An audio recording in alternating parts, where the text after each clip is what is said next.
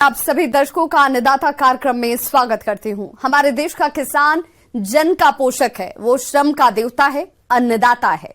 उसमें ही भारत की आत्मा निवास करती है और ऐसे ही किसानों की प्रगति के लिए हम खेती बाड़ी से जुड़ी हुई बहुत सी नई लाभकारी जानकारियां हर रोज सुबह लेकर आते हैं। तो चलिए कार्यक्रम शुरू करने से पहले देखते हैं क्या है आज के अन्नदाता में।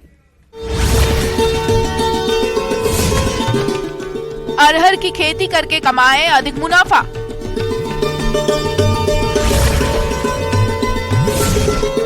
बायोफ्लॉक पद्धति से मछली पालन करके कमा सकते हैं अच्छी आमदनी।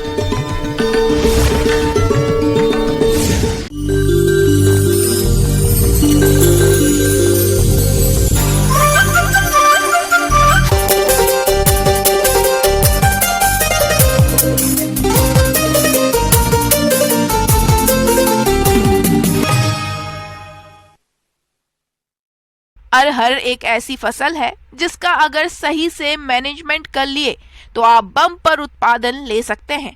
और ये समय अरहर की बुआई का है और कुछ एरिया में इसकी बुआई की जा चुकी है। तो अरहर की उपज अधिक से अधिक लेने के लिए विशेष रूप में किन किन बातों पर ध्यान दिया जाए, जानेंगे कार्यक्रम के इस अंश में।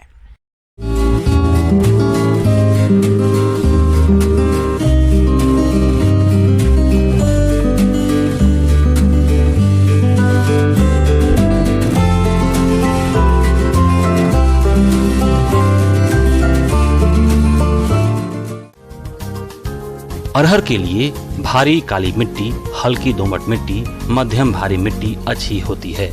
इस बात का ध्यान रखें कि उस खेत में पानी 2 या 3 घंटे से अधिक नहीं रुकता हो। एरिया के अनुसार कई किस्मों का विकास किया गया है। वैज्ञानिकों की सलाह से आप उन्नत किस्मों का चयन कर सकते हैं। लंबी और मध्यम अवधि वाली किस्मों के लिए बीज की मात्रा 5 से 7 किलोग्राम और कम समय में तैयार होने वाले किस्मों के लिए 4 से 6 किलोग्राम बीज प्रति एकड़ की जरूरत होती है। फंगल बीमारियों से बचाने के लिए ट्राइकोडर्मा विरिडी लें या कार्बेंडाजिम से बीज उपचार करें। उसके बाद कीटनाशकों में इमिडाक्लोप्रिड या क्लोरोपाइरिफास या थायोमेथाक्साम से बीज उपचार कर सकते हैं। फिर 8 से 10 घंटे के बाद विशेष दलहनी कल्चर राइजोबियम से भी बीज उपचार जरूर करें। इसकी 20 ग्राम मात्रा से प्रति किलोग्राम बीज को उपचारित कर सकते हैं और छाया में सुखाकर बुआई करें। राइजोबियम के प्रयोग से फसल में प्राकृतिक रूप से उपलब्ध नाइट्रोजन पौधों को मिलता रहता है, जिससे फसल की पैदावार अच्छी होती है। बुआई के समय की जहां तक बात है तो कम समय में तैयार होने वाली किस्मों की बुआई 25 अप्रैल से 15 मई तक किया जाना चाहिए, जिससे रबी में समय से फसल तैयार हो जाए और रबी फसल की भी समय से बुआई की जा सके। कम समय में तैयार होने वाली किस्में आप देख सकते हैं।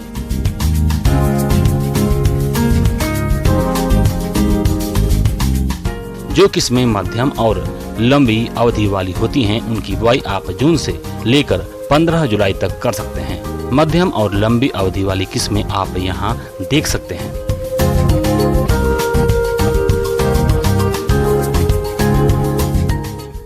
इस फसल में गोबर की खाद के प्रयोग से बहुत लाभ मिलता है। अगर लंबे समय तक वर्षा नहीं होती है तो भी 1 माह तक सिंचाई की जरूरत नहीं पड़ती है। इसलिए बुआई से 15 से 20 दिन पहले 18 से 20 कुंतल प्रति एकड़ गोबर की सड़ी खाद का प्रयोग जरूर करें। इसके अलावा डीएपी 25 से 30 किलोग्राम, एमओपी 15 से 20 किलोग्राम और सल्फर 6 से 7 किलोग्राम प्रति एकड़ बुआई के समय प्रयोग करें। खड़ी फसल में यूरिया का प्रयोग तभी करें जब फसल का विकास ठीक से नहीं हो रहा हो। 30 से 40 दिन की फसल में 20 से 22 किलोग्राम यूरिया का प्रयोग प्रति एकड़ करें। अरहर की बुआई मीणों पर करना बेहतर होता है।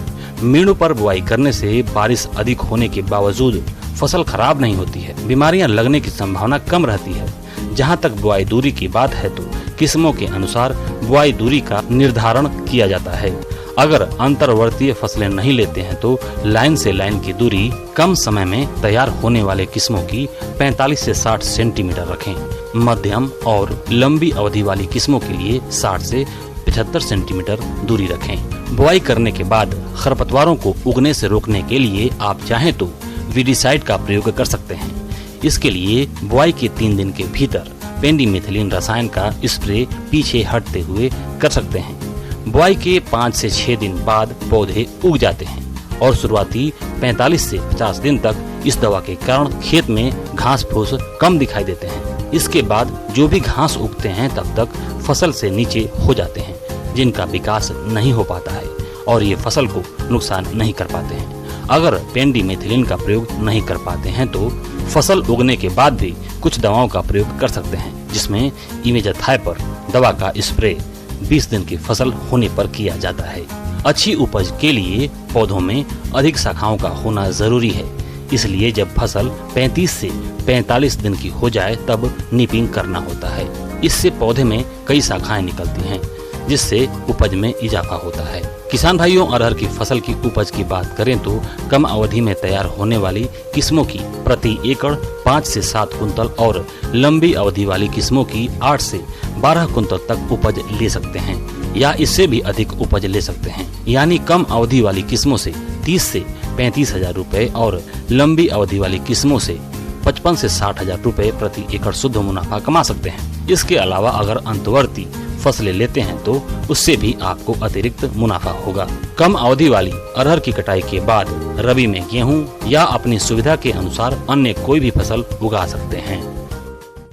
किसान भाइयों, अभी तक आपने खेती से जुड़ी हुई कुछ उपयोगी जानकारियां देखी। अब लेते हैं एक छोटा सा ब्रेक, जल्द लौटेंगे और कार्यक्रम में आगे भी है खेती बाड़ी से जुड़ी हुई महत्वपूर्ण जानकारियां, तो बने रहिए हमारे साथ।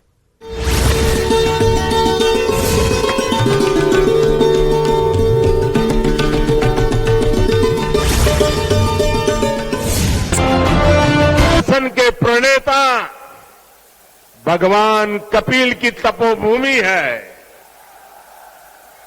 ये रुणीचा धाम रामदेवरा के बाबा रामदेव जी, सिद्ध समाज के गुरु जसनाथ जी और भी तेजा जी के भक्तों की धरती है। ये पर्यावरण संरक्षण के प्रणेता गुरु जंबेश्वर की तपस्थली रही है। ये 13 पंथ धर्म संघ के आचार्य तुलसी की कर्मभूमि रही है और यहां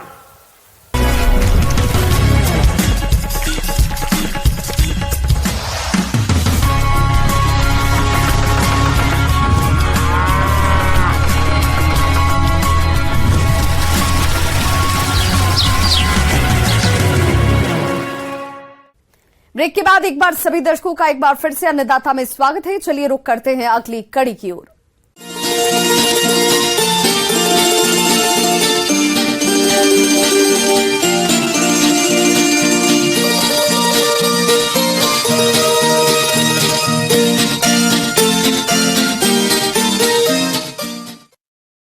आजकल कृषि क्षेत्र में नई नई तकनीकें इजाद हो रही हैं, जिससे सभी किसानों को फायदा हो रहा है। खासकर छोटे किसानों के लिहाज से देखें तो अभी मछली पालन की नई विधि काफी प्रचलित हो रही है और वो है कंटेनरों में मछलियों का पालन, जिसे बायोफ्लॉक के नाम से भी जाना जाता है। इस प्रणाली से किसान छोटी सी जगह में भी मछली पालन करके अच्छी आमदनी कमा सकते हैं। तो आप कैसे करें बायोफ्लॉक पद्धति से मछली पालन? चलिए इस बारे में जानते हैं मत्स्य विशेषज्ञ डॉक्टर जगपाल से।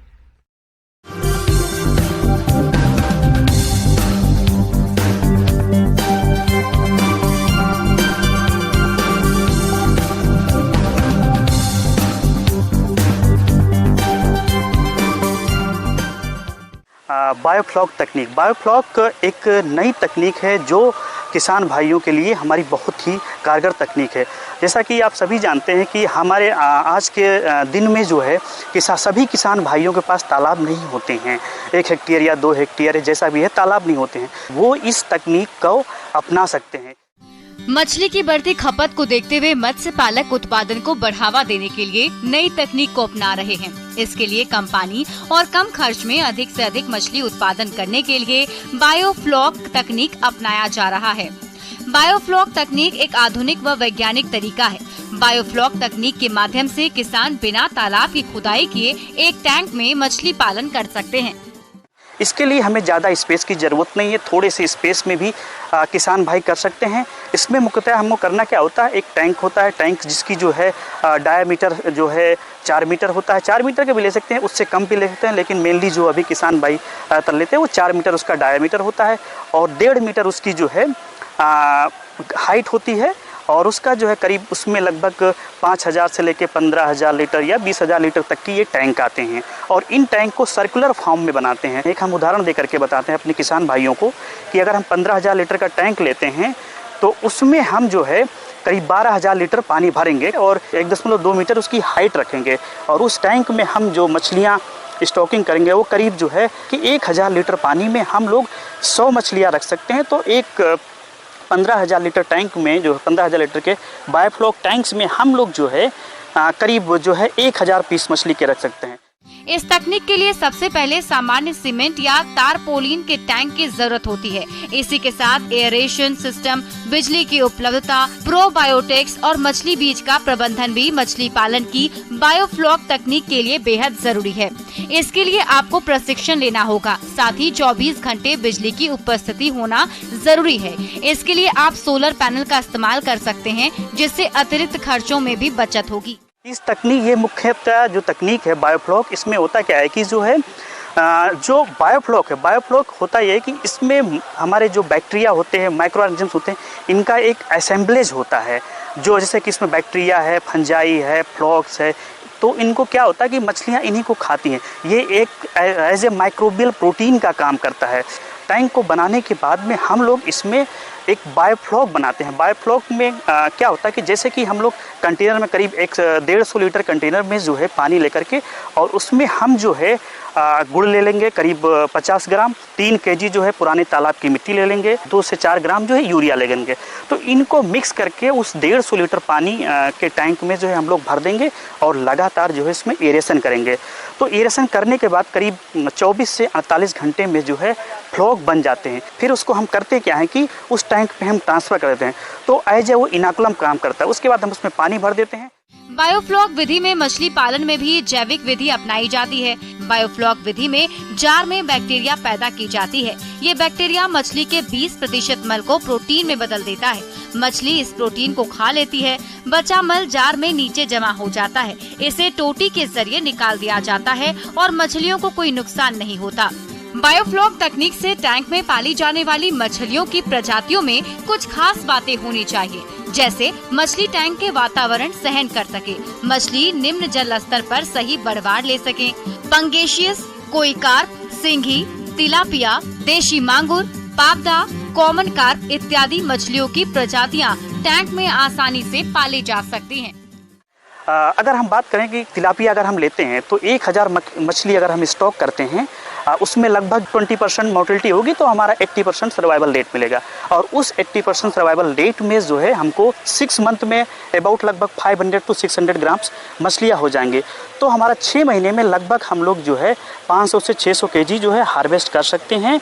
और इससे जो है अगर जो मार्केट प्राइस है लगभग जो होलसेल मार्केट है तिलापिया का 120 से 130 केजी जो है 120 से 30 रुपये पर 100 केजी के हिसाब से हम लोग सेल कर सकते हैं मार्केट में। दूसरा चीज़ इसका जो ऑपरेशनल कॉस्ट 6 महीने में लगभग आता है वो लगभग अगर एक टैंक के हिसाब से 20 से 22 हज़ार लगभग लागत आता है। 75 से 80 हज़ार का बिक्री होगी और उसको हम अगर लागत से जो है घटा देंगे तो हमारे किसान भाई को एक टैंक से लगभग 50 से 55 हज़ार का जो है आमदनी हो जाएगी। बायोफ्लॉक विधि में टैंक में पानी को साफ करने के लिए किसी प्रकार का केमिकल नहीं डाला जाता है। इसमें होने वाली मछली पूर्णतः जैविक होती है। इनकी बाजार में अधिक कीमत मिलती है। बायोफ्लॉक तकनीक में खर्चा सामान्य मछली पालन के मुकाबले कम ही आता है। फिर चाहे खर्चा श्रम का हो, समय का हो, देखभाल का हो या फिर रुपयों का ही क्यों ना हो, हर तरीके से बायोफ्लॉक तकनीक एक आदर्श तकनीक है। यही कारण है कि इससे मछलियों की गुणवत्ता बेहतर रहती है, साथ ही इसके दाम भी बाजार में अच्छे मिल जाते हैं। ये इसमें जो है इस कॉस्ट में जो है जो कैपिटल कॉस्ट होती है, जो इनिशियल जैसे कि टैंक का कॉस्ट है और उसमें एरेटर्स लगते हैं जो है, तो इनका जो है इसमें इंक्लूड नहीं। ये लगभग एक टैंक को लगाने में लगभग जो है 50 से 60 हज़ार रुपये का खर्चा आता है। अगर 15,000 लीटर का हम लगाते हैं तो ये तो हमारा कैपिटल कॉस्ट हो जाता है। तो इस हिसाब से एक साल में किसान भाई हमारे जो है 2 फसल ले सकते हैं। तो ये जो बायोफ्लॉक तकनीक है ये उन किसानों के लिए बहुत ही कारगर होगी जिनके पास हमारे खुद की ज़मीन नहीं है ज़्यादा, क्योंकि ये हमारे बहुत से किसानों की समस्या है। आगे और भी है खेती बाड़ी से जुड़ी हुई बहुत सी रोचक जानकारियां, पर यहां रुकेंगे एक छोटे से ब्रेक के लिए। जल्द हाजिर होते हैं।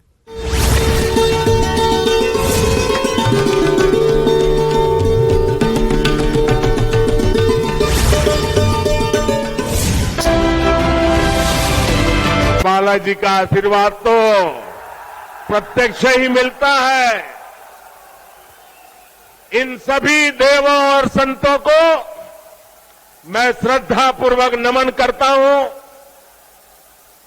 आप सब इतनी बड़ी संख्या में यहां आए और अभी जैसे बताया 4-4, 5-5 घंटे से कड़ी धूप में आप आशीर्वाद देने के लिए मौजूद हुए। मैं जितना आपका आभार व्यक्त करूं उसके लिए मेरे पास शब्द कम पड़ रहे हैं।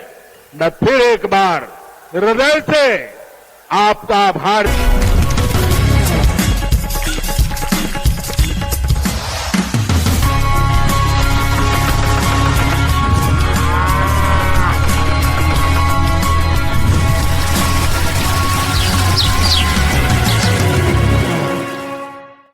ब्रेक के बाद एक बार फिर से आप सभी दर्शकों का अन्नदाता कार्यक्रम में स्वागत है। बढ़ते हैं अपनी अगली प्रस्तुति की ओर।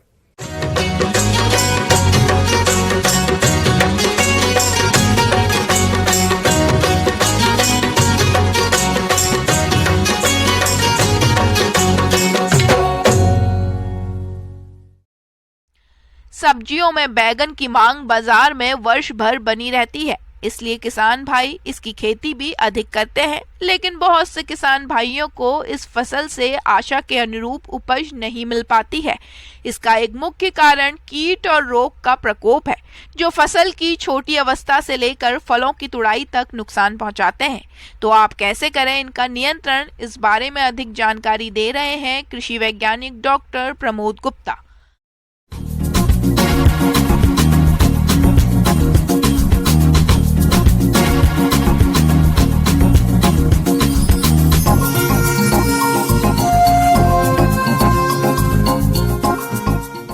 आज हम चर्चा करें आपसे बैगन की फसल, जिसे हम एग प्लांट के नाम से भी जानते हैं। तो बैगन में जो है बीज से लेकर उसकी कटाई तक दुनिया भर के कीड़े मकोड़े बीमारी जो है उसमें प्रकोप जो है होता है जो भी है, और लगभग कई बार देखा जैसे ही हमने फसल लगाई वैसे उसका प्रकोप हो जाता है।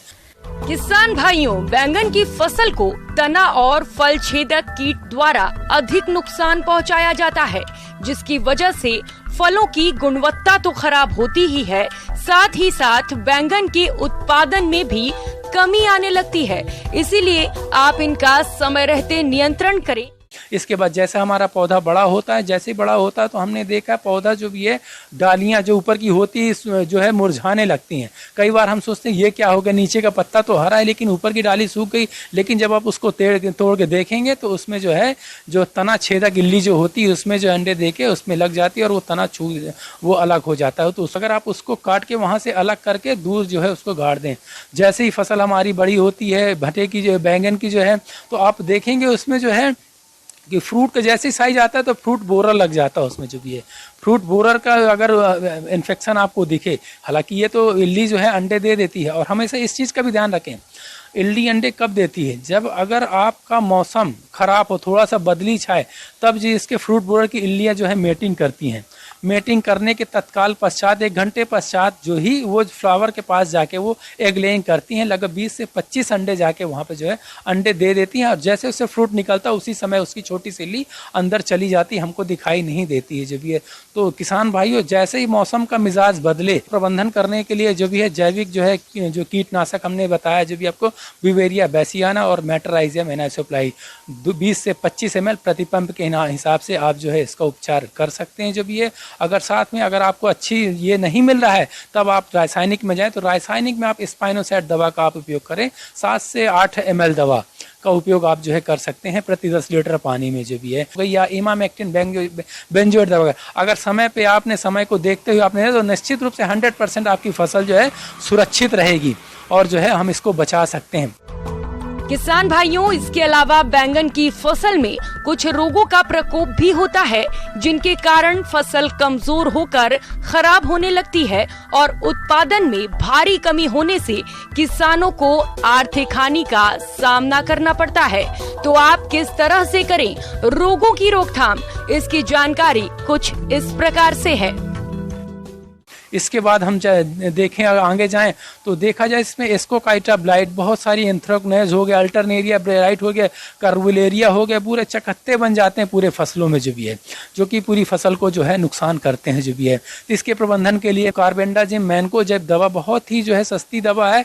इसका उपयोग भी 20 से 25 ग्राम प्रति पंप के हिसाब से डाल के जो भी है इसका स्प्रे करेंगे तो कोई भी जो फफूंद जनिक रोग जो बीमारियां हैं जो कि चकत्ते बन जाते हैं उससे प्रबंधन जो है किया जा सकता है। तो ये किसान भाई कीड़े की और बीमारियों की बात हो गई।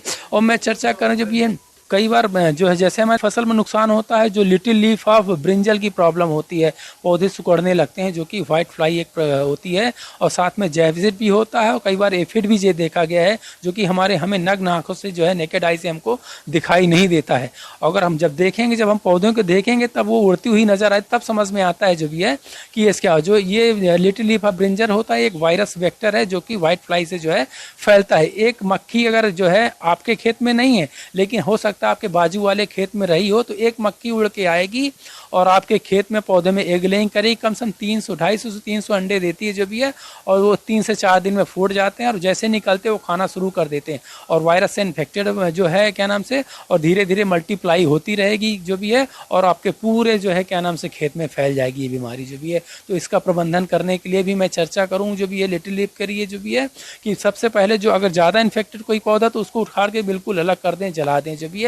और साथ में नियर बाई एरिया में जो भी है आप जो है बढ़िया जो है अच्छा स्प्रे इमिडाक्लोरपिड का चाहे थायोमेथाक्साम का 8 से 10 ग्राम दवा प्रति पंप के हिसाब से आप जरूर निश्चित रूप से आप लोग जो भी वहाँ पे डालें जो भी है। और कोशिश करें ये जो है जब आपकी वहाँ पे ब्रिंजल की फसल अपने खेत में नहीं है तो आप देखें ये आश्रय लेती है जो आसपास के नींदा है जो भी है, तो नींदा का भी प्रबंधन जरूर निश्चित रूप से करें जो भी है। और आसपास के नींदा प्रबंधन के लिए जो भी है दवाई की तो मैं कोई चर्चा नहीं करूँगा, खासकर क्योंकि बैगन वाली फसल में बहुत ही सकुलेंट फसल होती, नहीं कर सकते। मैनुअल बीडिंग हाथ से जो है उखाड़ के आप लोग कर सकें तो बहुत ही अच्छा रहेगा जो भी है। हो सकता है निश्चित रूप से आपको इसमें से लाभ मिलेगा और आप अच्छी फसल का जो भी है वो कर सकेंगे और लगभग 1 एकड़ में जो है 300 से 400 कुंटल बैंगन की जो है आराम से आप निकाल सकेंगे। धन्यवाद।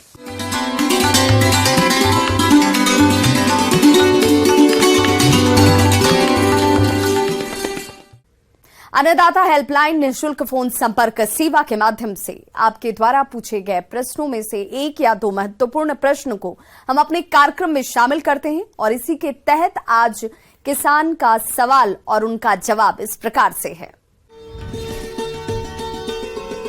अन्नदाता निःशुल्क फोन संपर्क सेवा के माध्यम से पूछे गए प्रश्नों में से आज हमने जिस प्रश्न को कार्यक्रम में शामिल किया है उसे पूछा है ग्राम देवराज जिला सीकर के कृषक महेश कुमार ने। ये मिर्च की फसल में श्याम वर्ण रोग के नियंत्रण के बारे में जानकारी चाहते हैं। तो महेश कुमार जी आपकी जानकारी के लिए प्रस्तुत है कार्यक्रम का ये अंश।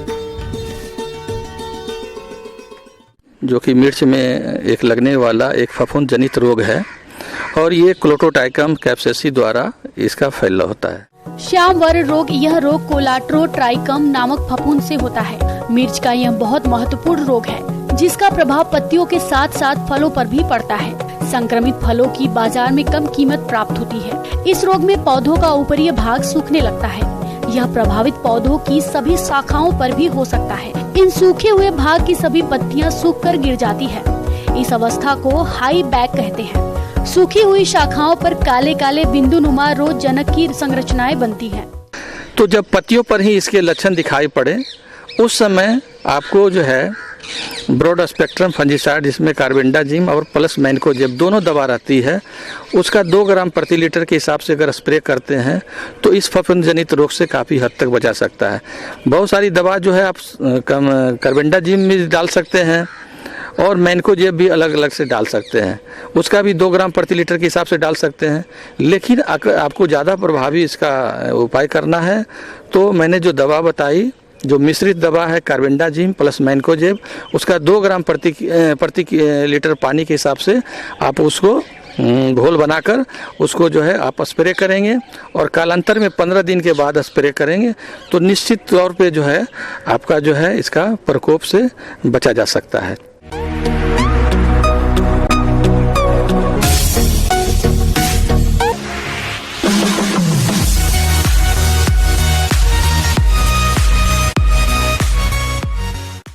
आइए अब एक नजर डालते हैं राज्य के कुछ चुनी हुई मंडियों के प्रमुख फसलों के बाजार भाव पर।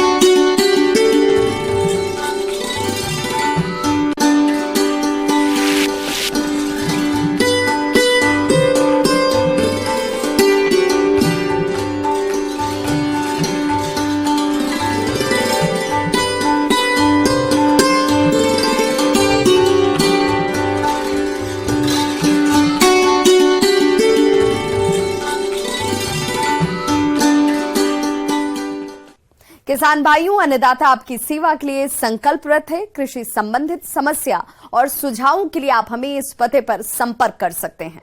प्रोड्यूसर अन्नदाता, news 18 Rajasthan, Ramoji film city, Hyderabad 501512। साथ ही आप हमें ईमेल भी कर सकते हैं। हमारा ईमेल है p18annadaata@nw18.com।